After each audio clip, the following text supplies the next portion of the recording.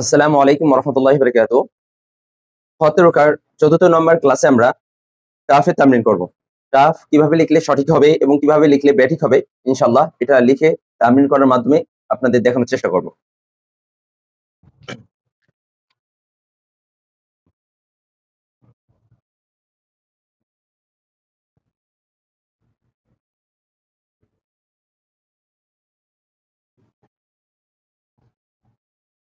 এটি কাফ।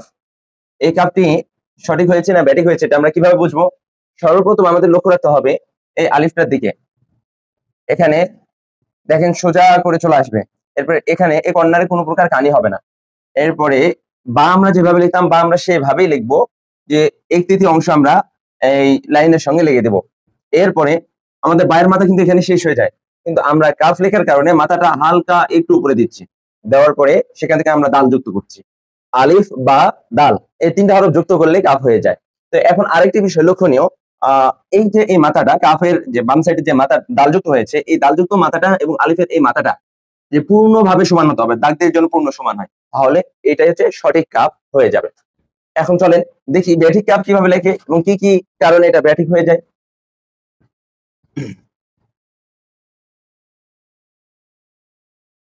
আচ্ছা দেখেন, আমরা আলিফ লিখছি ঠিকই কাপ লেখার জন্য, কিন্তু এখানে কানি দিয়েছি।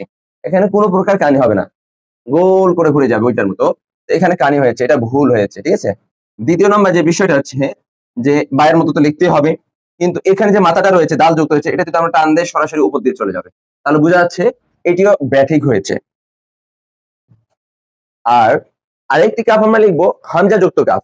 দালের জায়গায় হামজা যুক্ত করে কিভাবে আমরা কাপ লিখবো?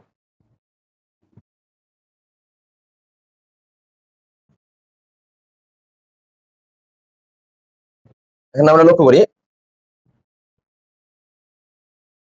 আমরা যদি আমরা সবকিছু ঠিক থাকবে এখানে। এখানে আলিফটা আলিফের মতো হবে, বাটা বায়ের মতো হবে। এরপর দালের জায়গায় গিয়ে ছোট্ট করে হামজা হয়ে যাবে, তাহলে এখানে হামজা যুক্ত কাফ এটা হয়ে যাবে। সবকিছু ঠিক থাকবে, তাহলে এটা সঠিক, এটা সঠিক, এটা ব্যাঠিক। এভাবে লেখা যাবে না। চলেন এখন আমরা খাতায় যাই।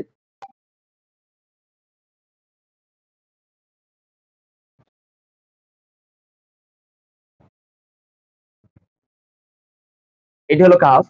এই কাফটি সঠিক হয়েছে না ব্যাঠিক হয়েছে আমরা কিভাবে বুঝবো? সর্বপ্রথম আমরা এই যে কাফের শুরুতে যে আলিফ লিখেছি, এই আলিফটা দিক লক্ষ্য রাখতে হবে। আলিফটা হালকা বাম সাইডে একটু ঝুঁকে যাবে। এরপরে আলিফের নিচের মাথা থেকে নিয়ে বা যুক্ত হবে। এরপর পায়ের মাথা এখান থেকে তো শেষ, কিন্তু কাফ লেখার ক্ষেত্রে মাথার একটু সামনের দিকে গিয়ে সঙ্গে দাল যুক্ত হবে, তাহলেই কাফ হয়ে যাবে। আচ্ছা, আলিফ বা এবং দাল এই তিনটা হরফ একত্রিত যুক্ত হয়ে কিভাবে কাফ হয় আমরা একটু দেখবো।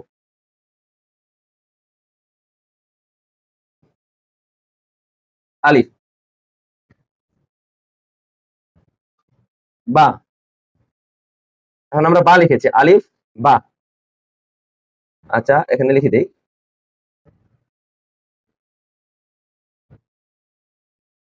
আলিফ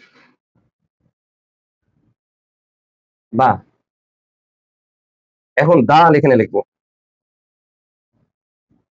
উপরে, দাল, আলিফ বা দাল। আচ্ছা সবগুলো এখন যুক্ত করে দেই।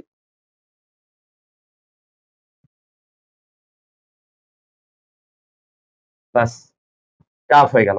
এখন এই তিনোটা মিলে বা, দাল, এই তিনোটা মিলে কাফ হয়ে গেল। কাফ।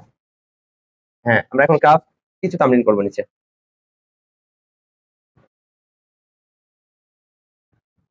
আমরা এখন কাফ তামরিন করব।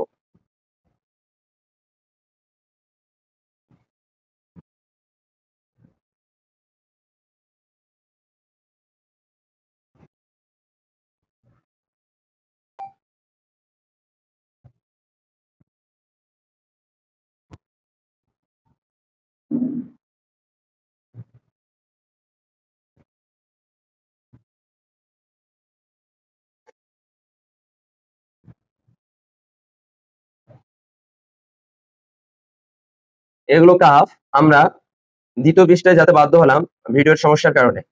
আচ্ছা আমরা হামজা যুক্ত কাফ, দালের জায়গায় হামজা যুক্ত কাফ কিভাবে লিখবো এটা একটু দেখে নেব।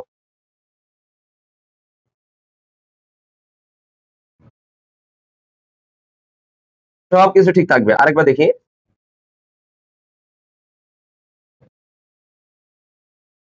সবকিছু ঠিক থাকবে। এখানে দেখি সব ঠিক থাকবে, তবে ডালের জায়গায় হামজা হবে। কয়েকটা দেখি,